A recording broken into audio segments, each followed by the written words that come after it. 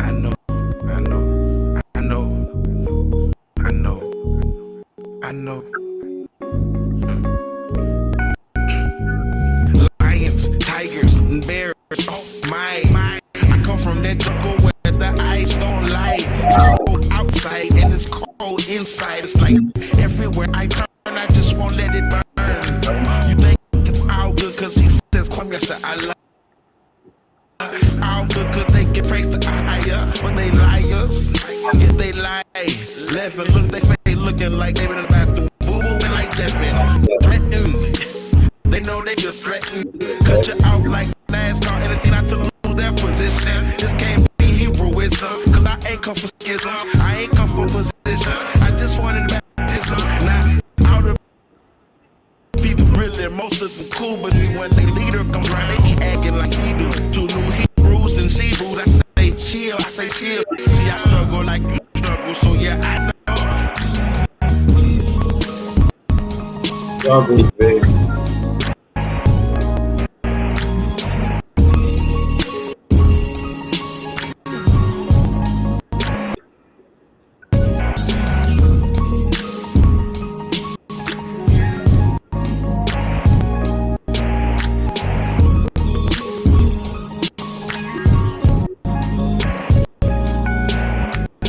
Lions, tigers, and bears, oh my. I come from that jungle where the ice don't lie. They say they your pack. Start following out, they turn phantom of the opera. It means you see their match now. They see you practice what you preach. They don't know how to act now. You make changes in your life, but you don't judge it. But you firm in your conviction, so you don't be budging. You ain't hating on nothing, but you put down the lusting, and you see yourself as royalty. So you ain't with the cussing. Y'all make plans in the end. Your partner's nowhere around, but your yes is your yes, no your no. So you go hold it down. You try to correct your partner, cause they slacking, slow you down. Now they busy and they feeling say you act holier than down. The father try to tell us we're unevenly yoked, and your partnership is done. All we need is a phone. Now they acting like a like they Never was real. never want to relapse, but read Psalms, cause David and Yeah, songs.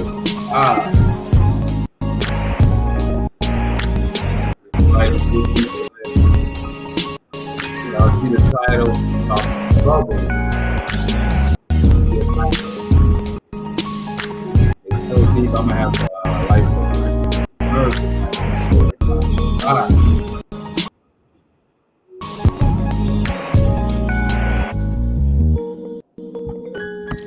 okay, let's get these scriptures. 1 Peter 4, starting at verse 12. Yeah, because Christ was persecuted by his own people. It said, verse 12, beloved, think it not strange concerning the fiery trial which is to try you, as though something strange had happened unto you. You ain't strange. You ain't the only one going through it. We going through it too. It gets greater later. That's what a real brew gonna say. Right after they tell you.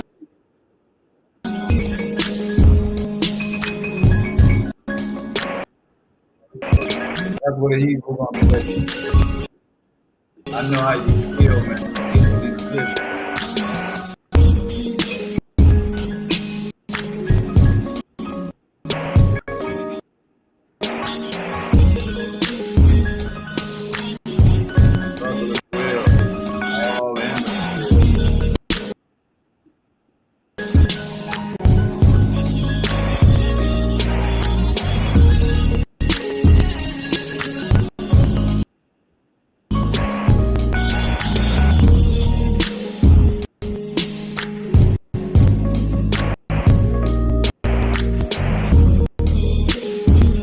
Struggle is real. Thank y'all for y'all patience. Want to let the song play out, man, because the struggle is real, and that's where we at tonight. All praise to the Most High. Tonight's lesson, man. Welcome to the Hebrew state of being. I am your humble servant and host for tonight in a biblical sense. I am Kyle. In the building, I got my Red, my Butter Pecan, Miss Artist 28, and I got my young and Bella song, the young Hebrew, all in bed, getting ready for tomorrow. So it is us tonight, solo dolo in the building. So man, there is so much going on in the world right now, but outside of the world, there's a lot that is affecting us that are dealing with our intimate homes, with our jobs, with our financial security. It's going down right now. Some people aren't feeling it just yet. Some people think it's just part of the everyday struggle. And I'm here to tell you that no, things being at my age of 52 and coming on this month about to make 53. 10 years ago, things wasn't like this. 20 years, it wasn't like 25 years ago.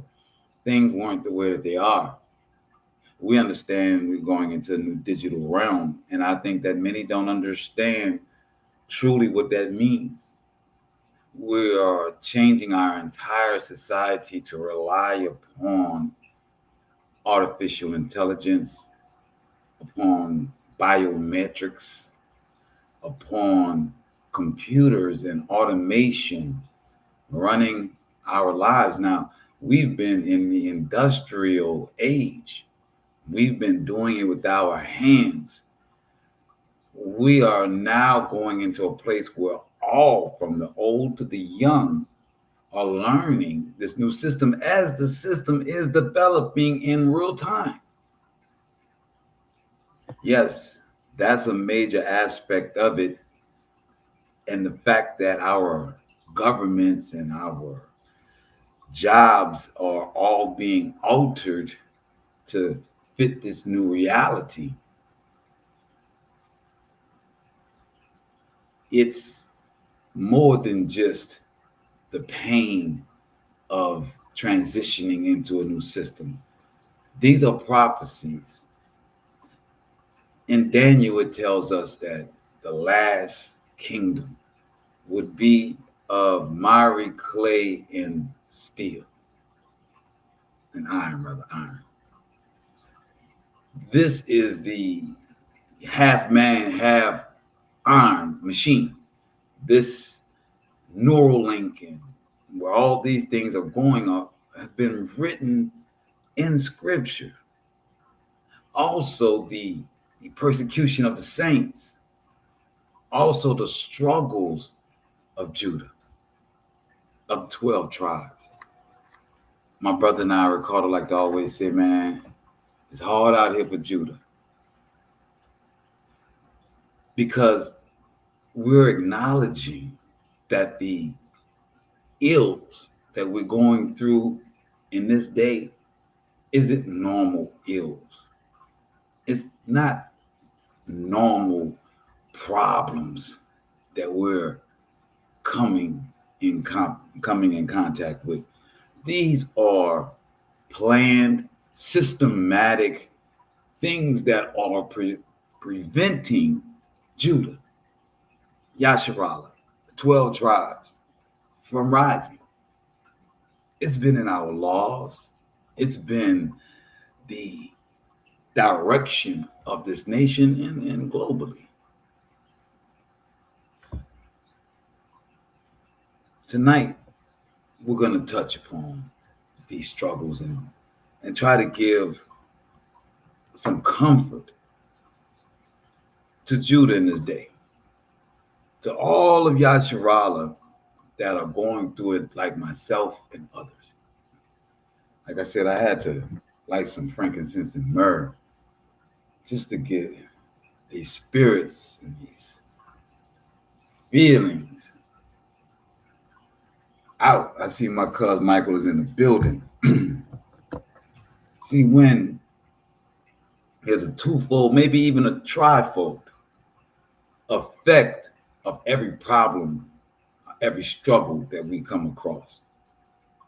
One is the actual problem, right? The actual hurdle, the actual adversary. The second part is our emotions and our flesh and how we deal with it. And I guess the third fold would be how we come out of it, because it has been given to us in a different manner. They say that it builds character. Strife builds character. But that's empty. That's okay. Yeah. You're saying that I learned who I am in the struggle, but you're only giving me a piece of it. You're giving me that, okay, I may learn a new skill. I may learn a new way of maneuvering. I may learn how to organize better. I may learn, yes, something from this problem, but I'm not learning everything. We're tonight going to give that everything. The Most High and his part and our part in it. And really, as that seems to be the third part of the fold, it should be the second part. It happens, and then we revert unto the Most High. Then we allow our emotions and our feelings to be through that filter. And what comes out at the end should be humility, and should be a plan, and should be all that you need to handle the problem or to endure the scenario. Let's go to Isaiah 26:3.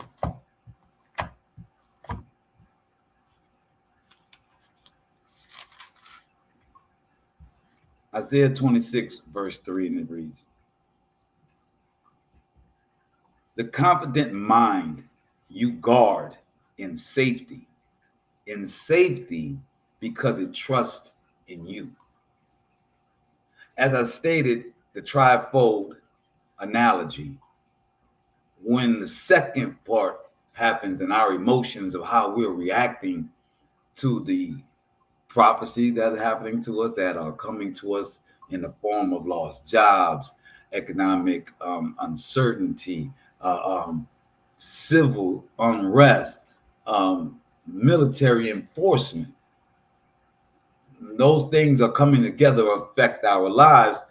It's part of the prophecies, it's the struggle. So the Most High saying that all the things are happening. It says, the confident mind you guard in safety. Well, how can that mind be confident when all the world is shifting on them? Well, the second part says, in safety, or it's confident because it trusts in you.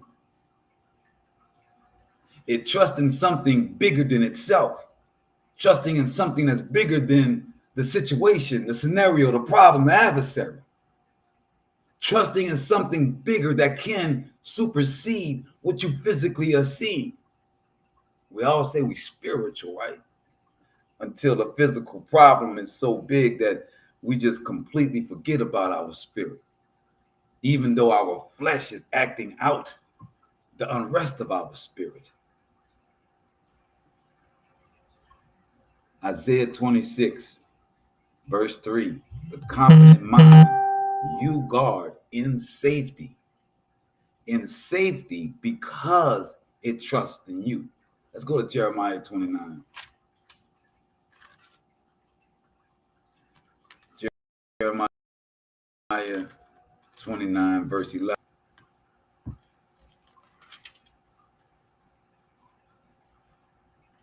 "For I am mindful of the plans I have made concerning you, declares Shaddai Ahaya, plans for your welfare, not for your disaster, to give you a hopeful future." When we're going through it, it's hard to think about that future because the present is so real that you want that peace right now. You know what I'm saying? It's like, but this process, this trifold process of things happening, you going to the Most High and then dealing with it through that filter and what he has given you in your mind and your spirit to do. The Most High says, I have plans for you. I have good intended for you, even though you're looking at despair, even though you're looking at what you think is something that's insurmountable. You can't overcome. Even though you are the Superman that can leap over tall buildings in a single bound, because you're the Most High's child, because he loves you and he knows how much you love him. So he guards this confident mind that can revert back to him in the midst of the deepest trials and abyss. Again, Jeremiah chapter 29, verse 11. For I am mindful of the plans I have made concerning you, declares Shaddai Ahaya. Plans for your welfare, not for your disaster, to give you a hopeful future. So one could say, as the old cliche would say, he never gives you more than you can handle. So that must mean even if you think you can't handle it, he must have a way, he must have something in store for you as you're learning your lesson or being prepared to receive what he has to give you. Let's go to Psalms 42.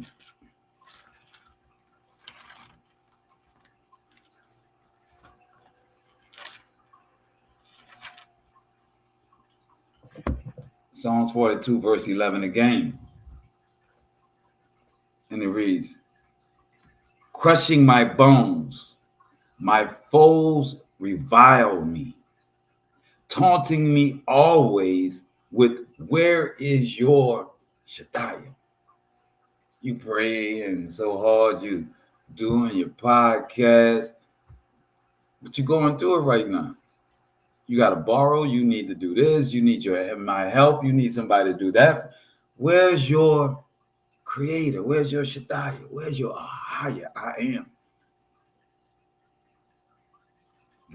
Psalms 42, verse 11.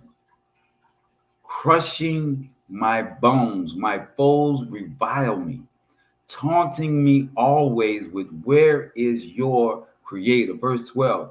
Why so downcast, my soul? Why disquieted within me? Have hope in the Most High.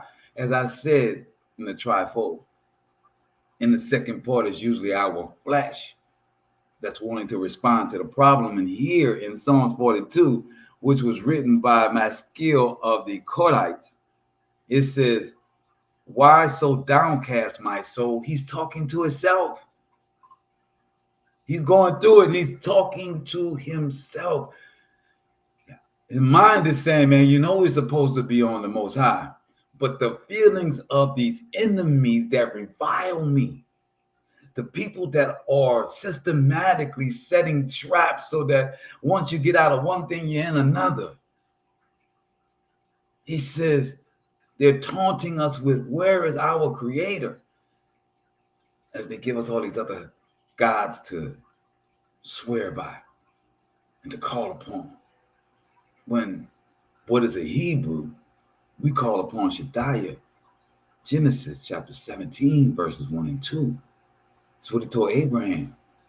He told Abraham, Shaddai, I am Shaddai. He told Moses, I am. Same person, same entity, not a person, same entity. And here, as the song player is the writer of this song, is saying he's talking to his own soul. Man, whoa. Quiet yourself. Have hope in the Most High. Sometimes we got to talk to ourselves and tell ourselves, hey, man, get yourself in line, bro. You know, some people say you got to look in the mirror. You got to take a chance and look at yourself in the mirror and ask questions. This is what this is. And it says, have hope in the Most High. I will yet praise him, my ever-present help, my Shaddai. Through it all, we're going to give praise.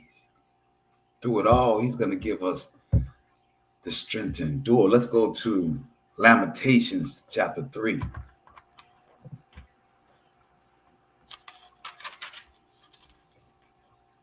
Lamentations chapter 3,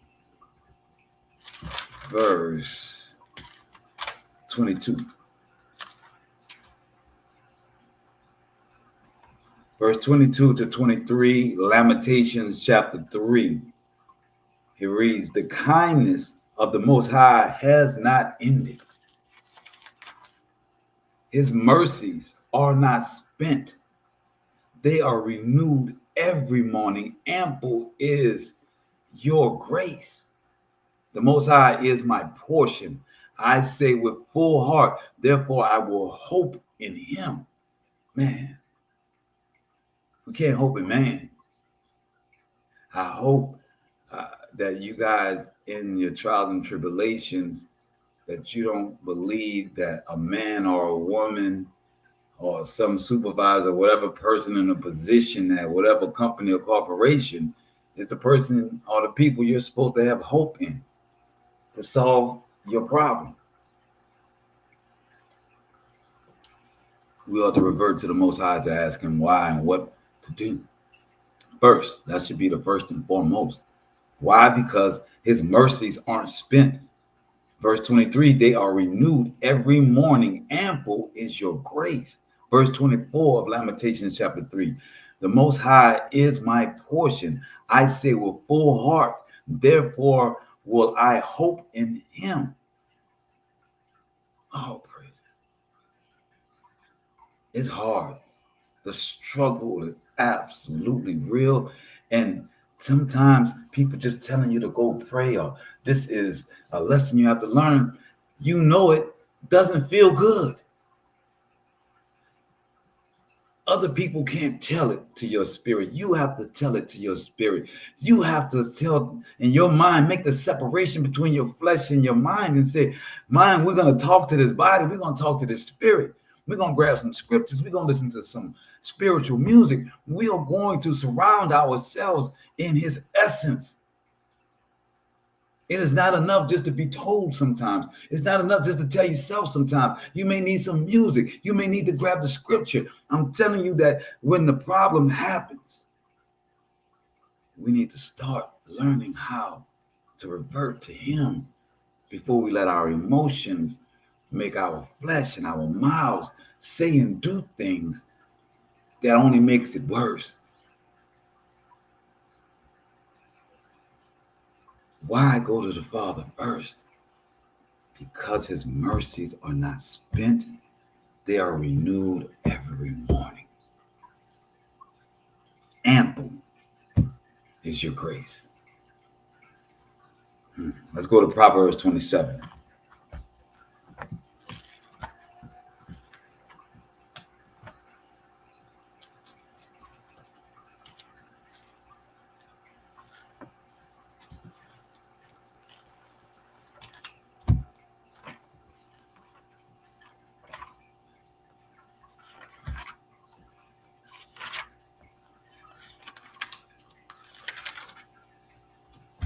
Proverbs 27, verse 17.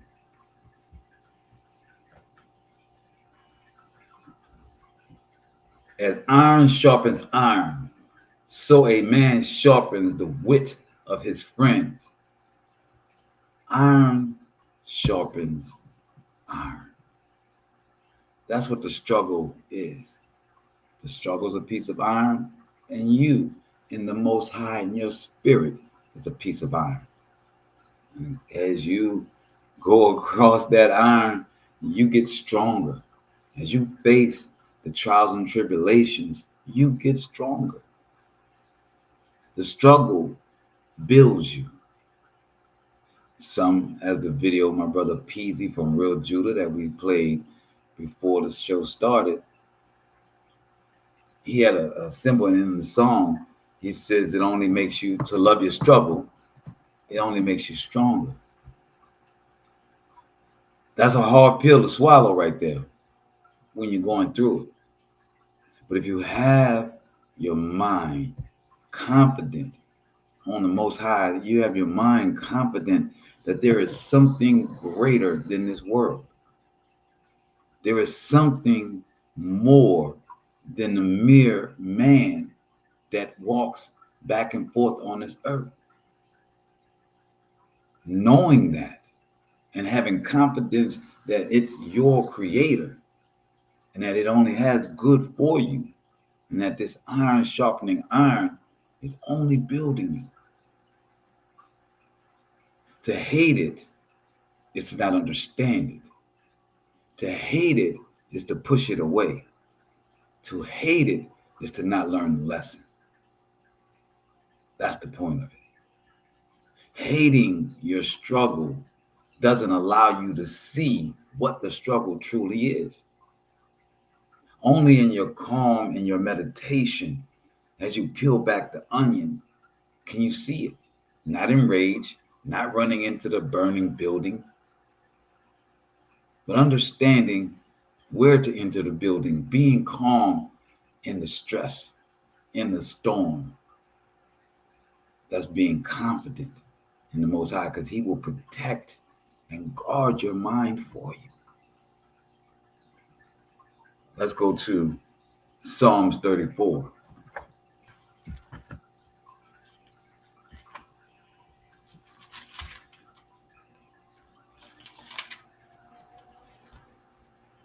Psalms 34, verse 4. Exalt the Most High with me. Let us extol His name together. Verse 5. I turned to the Most High, and He answered me. He saved me from all my terrors. Praise and salvation seems to go hand in hand. As you're going through your trials and tribulations, give Him the praise, the honor, and the glory, as He is the one that's going to figure out this conundrum, this problem, this equation, this lock, a combination to the lock. That's what I want to say. When you figure things out, when you're in your resting and you get the answer, do you think it's all your intelligence? You think it's all you're doing? It comes out of nowhere. You go in history and you look up some of the greatest minds in the world, and they'll humbly tell you, where most people will take the credit, the truly intelligent will say it's not of them. They know what they were working on. They understood what path they were on, but then something came to them and put them on a whole different path that answered the question that they were trying to find. Those intelligent people are humble enough to say, oh, my goodness, that came from something other than my personal intellect. That's supposed to be seen as the Most High giving you the answer that you are requesting, even though you didn't petition Him directly. So when you do petition Him directly, you don't think He hears. Think He's not there.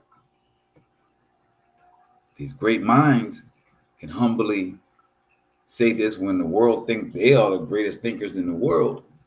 They can humbly express that their Creator gave this to them. Why would it be different for you? Why shouldn't you understand that?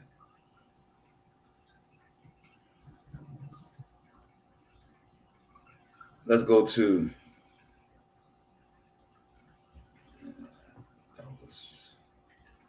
Psalms 34.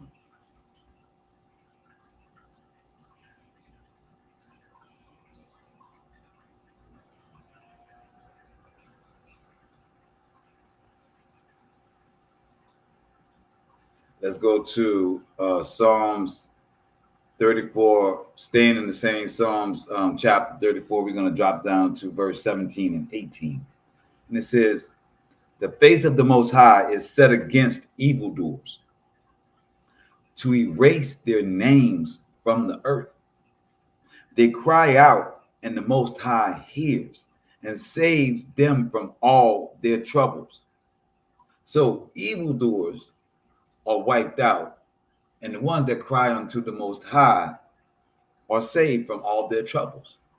See how that goes hand in hand, because the evildoers are usually the ones that are bringing about the problems to His children, to the ones that's trying to be of peace, that's trying to live one with the nature in the world that he gave us.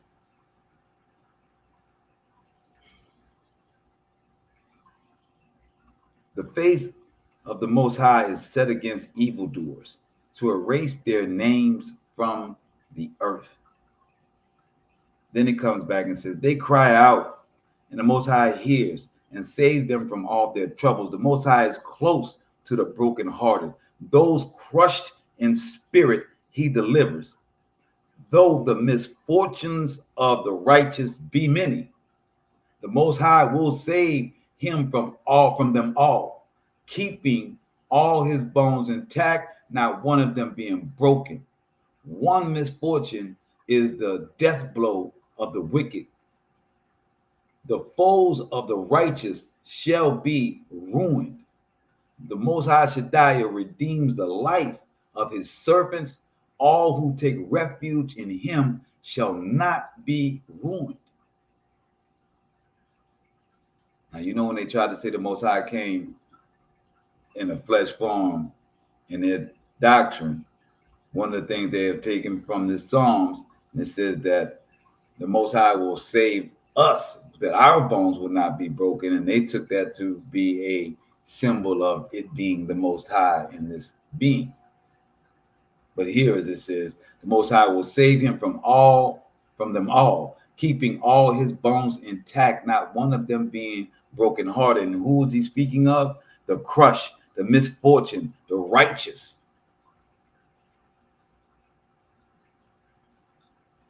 I pray that be you.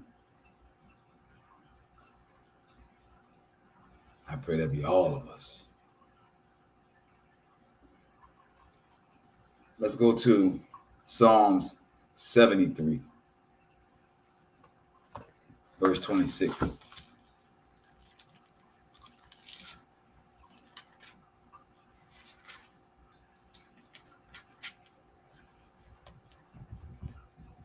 Psalm 73, verse 26. My body and mind fail, but the Most High is the stay of my mind, my portion forever. So we read in the beginning, Isaiah 26:3, and the Most High says that the confident mind he will guard and in safety because he trusts in the Most High. And here, again, it says his mind will stay. It says, my body and my mind fail, but the Most High is the stay of my mind, the depot. No matter what happens, good or bad, the Most High is there, and he's my portion forever. Then 27, it says, those who keep far from you perish. You annihilate all who are untrue to you. If you're not being untrue to the Most High and you're going through trials and tribulations, that is your refuge. That is where we run.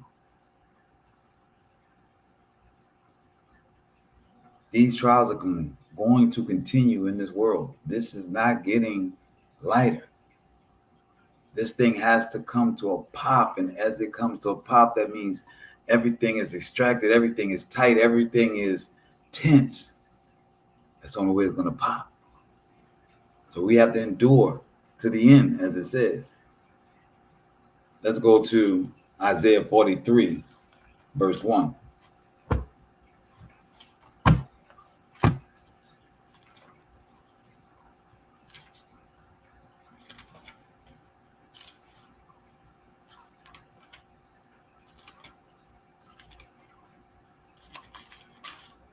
It says, but now, thus says the Most High, who created you, O Yaakov, who formed you, O Yasharallah. Fear not, for I will redeem you. I have singled you out by name. You are mine. Please understand the love that the Most High has for us, that he has singled us out, that he loves us.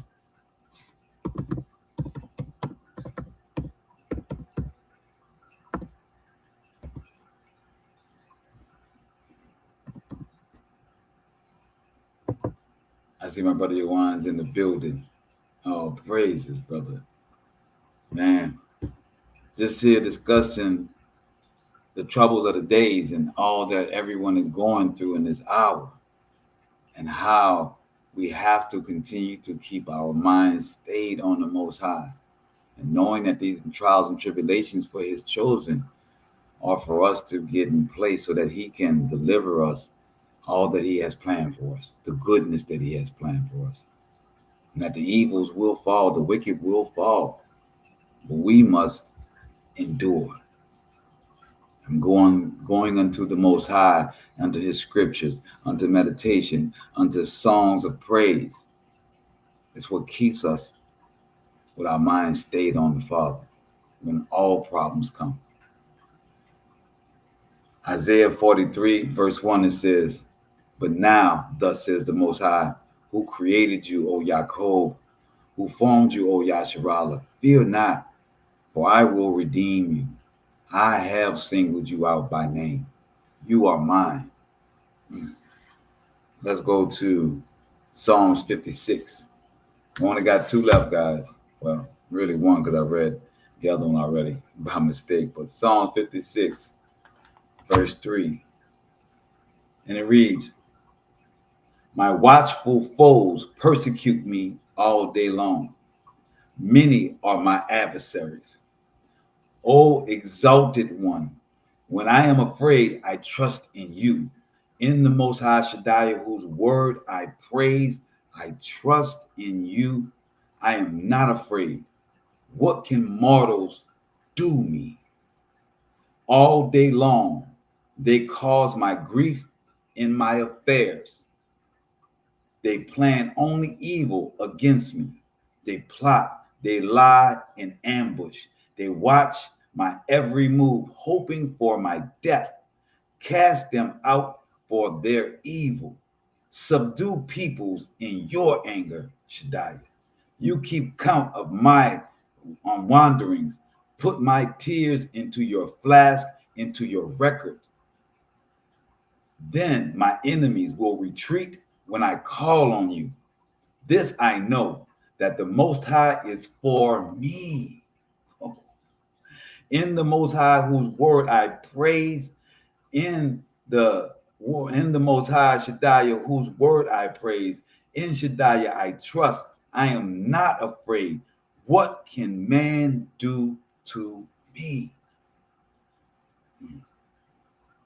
Verse 13, I must pay my vows to you, O Most High. I will render thank offerings to you, for you have saved me from death. For my foot, and it said, you have verse 14, for you have saved me from death, my foot from stumbling, that I may walk before Shaddai in the light of my life. All praises to the Most High. That is our last one for tonight. As Psalms 56, I think, is powerful and is clear on how we deal with our struggles. And I pray for all of Yasharallah, all of the 12 tribes, all Gentiles that are coming unto the Most High. I pray that the Most High gives you comfort, gives you direction in your struggle, gives you the strength to endure. And I pray that you have the strength to continue to give him praise in your struggles. All praise unto the Most High. See you guys on Wednesday night when we are going into atonement. So understand that we are in our second to last feast day with the Most High, and this is our Feast of Atonement, Brother Yawan's favorite holiday, feast day. And so, we are going to be subduing ourselves to our own personal grief and pain. We are to be asking for forgiveness for all things that we have done in this year and before this year. If you haven't asked for forgiveness before, if you haven't made this an annual thing, as Hebrews should be doing right now, but if you're just coming in and your entire life is what you're looking at, you're asking the Most High to give you direction to clear out the clutter in your spirit, in your mind, and in your conscience, so that you can walk as an open vessel with the Father.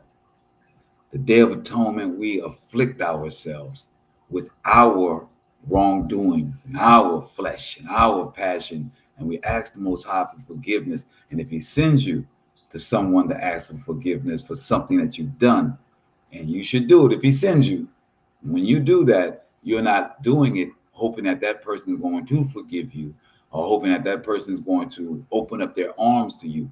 This is you sacrificing and being humble and admitting your wrongdoing. How they deal with it is not upon you and your salvation, and the way the Father looks at you for doing it is not based upon their reaction.